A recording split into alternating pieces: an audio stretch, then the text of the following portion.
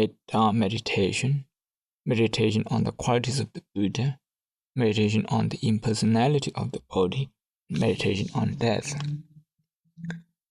These four, if practiced earnestly and correctly, help in the development of Vipassana practice. Vice versa, Vipassana meditation assists us achieve deep understanding of these four meditation practices.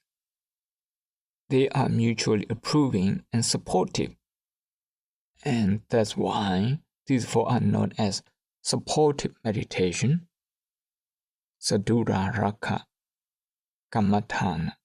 They are largely reflective types of meditation rather than trying to watch sensation and thoughts momentarily as in Vipassana. They help the mind to focus. Once fully developed, they also tend to influence the way we think.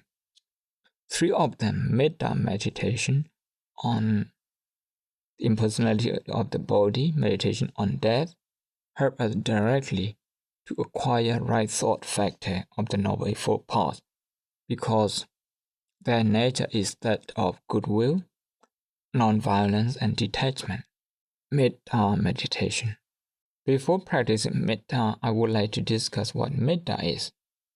Practicing Metta, loving-kindness meditation, is not something new to the Burmese, to the Thai, the Sri Lankan Buddhists. Actually, in many places, by meditation, people would immediately understand it as Metta meditation. It's a very popular practice in many traditions.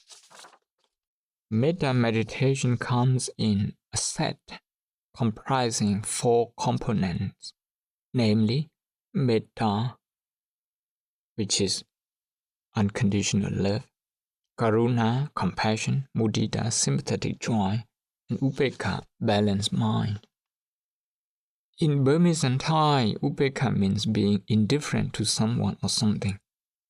This is often mistakenly taken to mean the Upekkha, which is a part of Metta. In reality, Upekkha, that is a part of Metta, is not an attitude of ignoring or being indifferent towards something, but rather a balanced mind that is not swayed nor affected either by the suffering object of Karuna or the pleasant object of Mudita. It always retains the spirit of Metta, which is the very foundation of its existence. When we say Metta, the remaining three are also included. However, in practice, all the four cannot be done at the same time. We have to begin with Metta. Whether or not we progress to the other three elements depends on how we are progressing with Metta practice. We could not start off with Karuna or Mudita or Upekkha because each of the last three is a specialized advancement of Metta. Metta is an inclusive primary practice that develops itself into the qualities of heart, such as Karuna, compassion, and is essential to furthering those qualities. What is Metta? The desire to see peace and success in your life is Metta. The desire to be free from harm is Metta. This good intention is to be developed and extended to members of your family and friends. As it progresses, you have to gradually extend it to all in the world, including your enemy. The desire to see them doing well and happy in their life is the spirit of Metta. You want to see yourself progress socially, economically, and spiritually. This is Metta.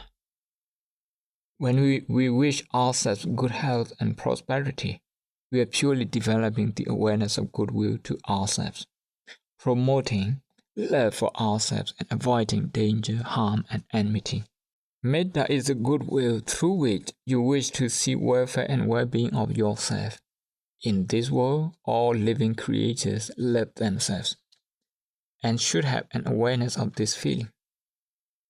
They should then extend this feeling to those nearby, such as parents, family members, sons and daughters, brothers and sisters, and teachers. This is the way to start spreading or expanding Metta. There are some who start by saying, "May all creatures in the East be well and happy." Some practice metta with only the whole world as their meditation object, overlooking the people nearest and dearest to themselves. Without being able to develop metta fully for themselves and their friends, how can one expect to stretch out metta to the whole world? It's not logical. That would become a futile effort and sometimes almost a prayer intended for mere public display. As metta is universal by nature, we have to have a wholesome feeling, not only for ourselves but also for other people as well. Otherwise, metta can lose its true nature and be overcome by its invisible attacker, namely attachment and selfishness. That's not metta anymore. Metta, by its true character, gravitates towards a gradual diminishing of the border between you and your family, between friends and strangers, and between yourself and the enemy.